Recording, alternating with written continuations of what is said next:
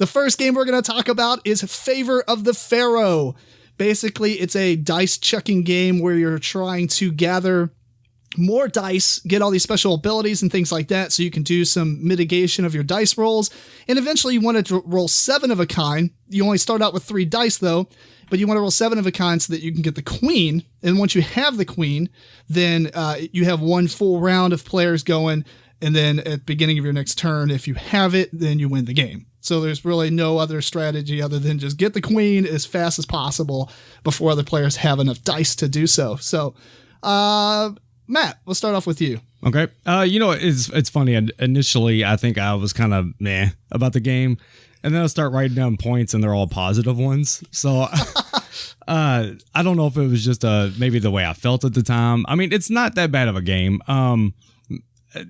It's a ladder game. You try and build up to get more dice and this and that. The dice are cool. I mean, you got all these different colored dice. They have different increments. Some go, I think, 1 to 4.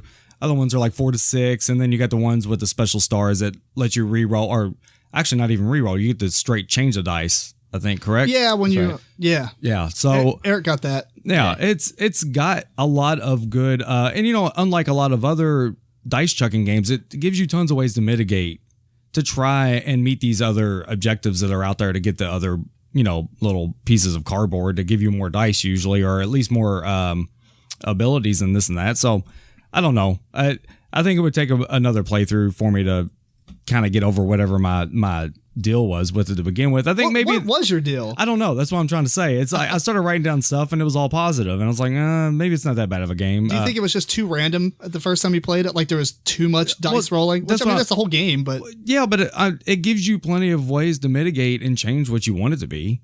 So true. It's even if you don't roll what you want, there's ways to change it. It's get plenty of opportunities to do so. So I don't know. Maybe it's just how I felt.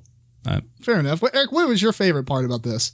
The favorite part was just, like in many dice games, you're going for a certain result, and if you get that result, it might be a 1 in 6 chance of getting it. But if you do get it, then there's a it's like the gamble. You like the gamble of it, right?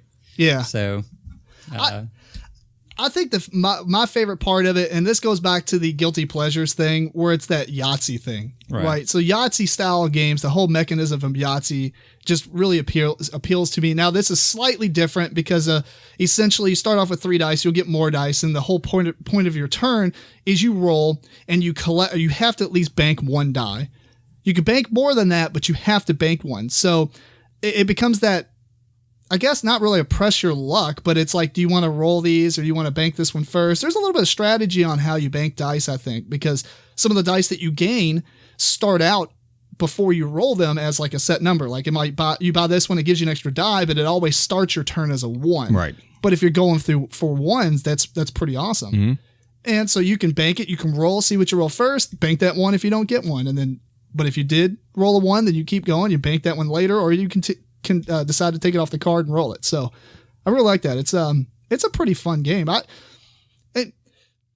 might be a little biased because I won this as a free to play, which we'll talk about also in a topic later. But I actually, I liked it before I won it. Obviously, I didn't win the game. Who won the game? Was it? That was me. Eric wins. Eric wins everything. Wins at life. I think that if it didn't have like a random setup generator to randomly set up the tiers of the abilities that you can gain throughout the game, things like that, I think it would get really stagnant really fast because I feel like you could go that one special route. Right. So. And again, me pouring more positivity on a game I didn't like, it has a lot of replayability because the boards that telling you the 3 of a kind, this and that, they got double sides, so it can be different on that. Also, I think the layout would be random, maybe, or the way you put the cards out. I don't remember if that was random or not. Or the tiles are randomly generated on a regular game. The first time we played it, we played like the basic setting, so that wasn't random, but. Oh, yeah. And then otherwise it has like each slot. Well, first off, each tier, there's like 5 tiers or 4 tiers. Each one has like 4 different tiles on it. Right. And those are A and B side. And so what's on those tiles is like 3 of a kind, 4 of a kind, like a large straight, things like that. But if you flip it over, then it's different things for that tier. Right. And they get progressively harder on each tier. But then the things in those slots that you get as a reward have multiple things that you can put in that slot. So it's like that first slot, you can roll like a 6-sided die, and you either put 1, 2, 3, 4, 5, or 6 tile in that slot, and then you move on to the next one, do the same thing. It's a pretty lengthy setup if you do the randomization, but I feel like it's worth it. It's not like the game's short to where it's shorter than the setup.